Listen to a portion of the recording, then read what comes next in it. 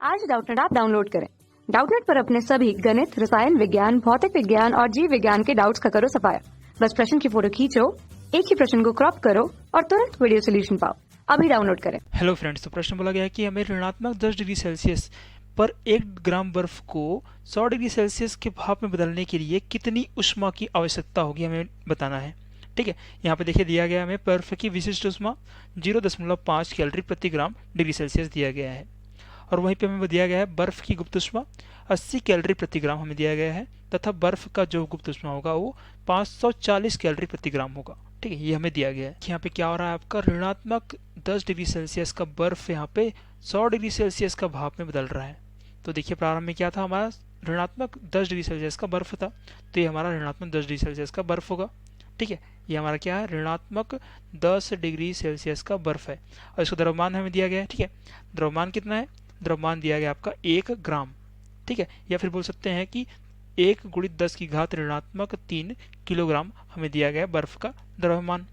ठीक है, ये हमारा बर्फ है, तो क्या होगा, ये ठोस होगा। ठीक है, ठोस है अभी ये। यहाँ से यदि हम इस बर्फ को ऊष्मा दें, ठीक है, ऊष्मा दें तो क्या होगा, इसका तापमान बढ़ता जाएगा। ठीक है, बढ़ता जाएगा, कितना तक बढ़ेगा, ये आपका हो जाएगा, देखिए यहाँ से ये आपका हो जाएगा बर्फ 0 डिग्री सेल्सियस का बर्फ बन जाएगा। ठीक है, कितना बन जाएगा आपका, 0 डिग्री सेल्सियस का बर्फ बन जाएगा। हमने क्या किया यहाँ पे, अभी हमने यहाँ पे ऊष्मा दिया। ठीक है, ऊष्मा हमने निकाय को ऊष्मा दिया है। ठीक है, तो मान लेते हैं कि Q ऊष्मा हमने यहाँ पे दिया। ठीक है, तो क्या हो गया आपका 0 डिग्री सेल्सियस का बर्फ बन गया। अभी भी क्या है ये, अभी भी देखिए यहाँ पे ठोस है।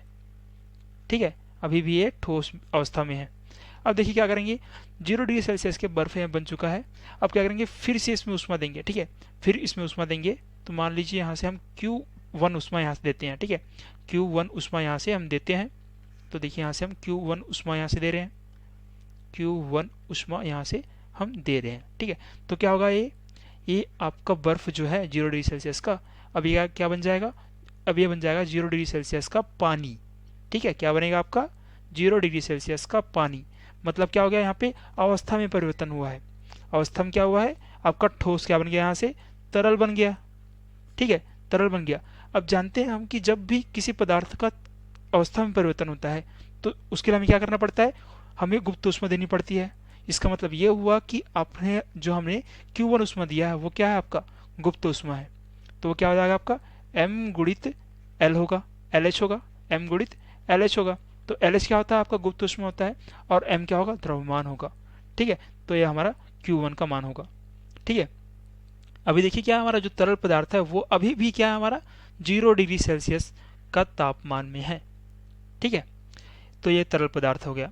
तरल पदार्थ क्या हमारा, पानी होगा। अब बर्फ को पिघलाएंगे तो पानी ही बनेगा। ठीक है, अब देखिए यहाँ से अब आगे क्या हो रहा है आपका, जैसे अब और ऊष्मा देंगे इसमें। ठीक है, अब क्या कर रहे हैं, और ऊष्मा हमें दे रहे हैं इसमें। ऊष्मा मान लीजिए यहाँ पे Q2 हम यहाँ पे ऊष्मा देते हैं। ठीक है, Q2 ऊष्मा देते हैं, तो क्या होगा, ये आपका बढ़ता जाएगा, तापमान कितना बढ़ेगा, 100 डिग्री सेल्सियस का ये तरल पदार्थ बन जाएगा, मतलब 100 डिग्री सेल्सियस का पानी बन जाएगा। ठीक है, देखिए यहाँ पे बनाता हूँ मैं, यहाँ पे आपका तरल पदार्थ 100 डिग्री सेल्सियस का पानी में बदल चुका है अभी। ठीक है, कितना हो गया तापमान, यहाँ पे तापमान आपका 100 डिग्री सेल्सियस का पानी बन गया। लेकिन देखिए अभी भी क्या है इसका, अभी भी पानी में है, मतलब ये अभी भी तरल अवस्था में है। ठीक है, तरल अवस्था में, तो यहाँ पे आपको Q2 ऊष्मा जो यहाँ पे दे रहे हैं। अब देखिए क्या करेंगे, और इसमें हम ऊष्मा देंगे, और ठीक है अभी और इसमें ऊष्मा देंगे तो क्या हो जाएगा, ये देखिए कुछ इस तरीके से होगा आपका। यहाँ पे हम क्या कर रहे हैं, और ऊष्मा यहाँ पे दे रहे हैं हम। ठीक है, तो मान लीजिए यहाँ पे Q3 हम ऊष्मा दे रहे हैं। ठीक है, कितना दे रहे हैं, Q3 हम ऊष्मा यहाँ पे दे रहे हैं। ठीक है, तो ये क्या होगा आपका, अभी ये 100 डिग्री सेल्सियस का पानी बन चुका है। अब इसमें ऊष्मा देंगे हम तो क्या होगा, इसका अवस्था बदल जाएगा। क्या बदलेगा, तरल पदार्थ से ये बन जाएगा, ये गैस बन जाएगा, तरल से गैस बन जाएगा। तो देखिए कुछ इस तरीके से आपका ये रहने वाला है। ठीक है, यहाँ पे देखिए बनाता हूँ नीचे में, ये आपका यहाँ पे क्या बन चुका, गैसीय अवस्था में आ चुका। ये क्या बन चुका, आपका गैस बन चुका। यहाँ से हमारा गैस अवस्था क्या होगा, भाप होगा। ठीक है, तो इसको लिखता हूँ यहाँ पे भाप, तो ये हमारा भाप बन चुका है अभी। अब देखिए यहाँ पे क्या हो रहा है, फिर यहाँ पे फिर जो है अवस्था में परिवर्तन हो रहा है, तरल अवस्था से गैस अवस्था में आ रहा है। तो फिर हम क्या करना पड़ेगा, यहाँ पे हमें फिर यहाँ पे गुप्त ऊष्मा देना पड़ेगा। ठीक है, तो देखिए हम लिखता हूँ मैं यहाँ पे Q3 जो रहेगा आपका वो कितना होगा, वो आपका हो जाएगा द्रव्यमान गुणित गुप्त ऊष्मा। तो देखिए हमने इसको क्या लिखा था, LH लिखा था, तो हम इसको लिखेंगे LH1 लिखेंगे, ठीक है, गुप्त ऊष्मा 1, ठीक है। तो ये हमारा Q3 का मान हो गया।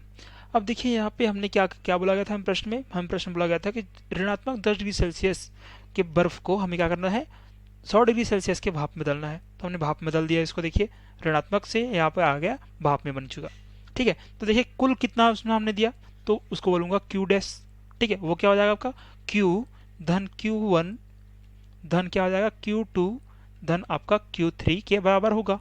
देखिए यहाँ पे Q1 Q2 Q3 इतना उसमें हमने यहाँ पे दिया, ठीक है। तो देखिए यहाँ से सभी का मान निकाल लेते हैं, Q1 Q2 Q3 का, ठीक है। तो निकालते हैं यहाँ से, देखिए Q क्या होगा आपका, Q का मान आपका होगा mc1 dt होगा, ठीक है।